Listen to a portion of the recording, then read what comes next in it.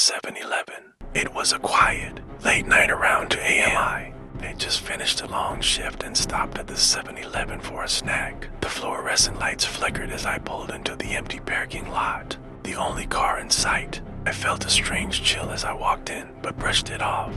Inside, everything seemed normal at first, just a sleepy clerk behind the counter. But then I noticed someone standing outside, just beyond the glow of the parking lot lights. He wasn't moving, just watching. I grabbed my stuff and hurried to the register, trying not to make eye contact with the figure. The clerk was oddly silent, giving me a knowing look. As I walked out, the figure had moved closer, just on the edge of the light. I rushed to my car, but as I fumbled with my keys, I heard footsteps approaching, slow, deliberate.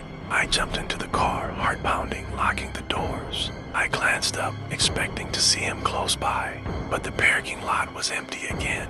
Breathing heavily, I pulled out of the lot, but something wasn't right.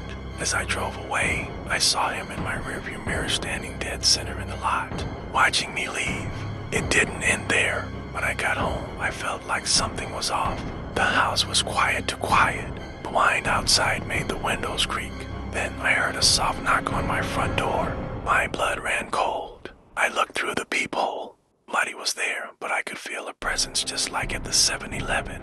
The figure was gone, but something else lingered. To this day, every time I pass that 7-Eleven, I can't shake the feeling of being watched. Maybe it was just a coincidence, but sometimes it feels like he's still out there waiting. Vanishing customer. Greg stepped out from behind the counter, thinking maybe the guy had wandered off, but he couldn't see anyone in the store. Confused, he checked the bathroom empty. He even went to the front door, but it hadn't made a sound since the man had entered. Feeling uneasy, Greg looked outside into the dark parking lot. It was empty, not even a car in sight. Maybe the guy had run out quickly, but Greg hadn't heard the door chime again.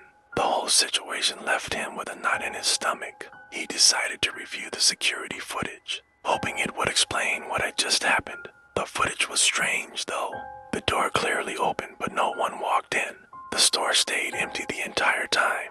Greg watched the video over and over again, but there was no sign of the man he had just seen with his own eyes. It was like the guy never existed. Greg felt an icy chill run down his spine. He locked up the store a little early that night, the silence pressing in around him. When his shift ended, Greg couldn't shake the feeling that he wasn't alone in the store anymore. Over the next few weeks, customers started reporting strange things, feeling watched, hearing footsteps behind them, but seeing no one there. One night, months after the first incident, Greg was cleaning up after closing when the door chimes sounded again. His heart raced. The store was locked. No one should have been able to get in. He slowly turned, and standing there was the same man jacket, baseball cap, hands in his pockets, looking exactly the same as the first night. But this time, he didn't ask for cigarettes. He just stood there, staring at Greg. His face was pale, expressionless, as if he wasn't really there. Greg blinked, and just like that, the man vanished again.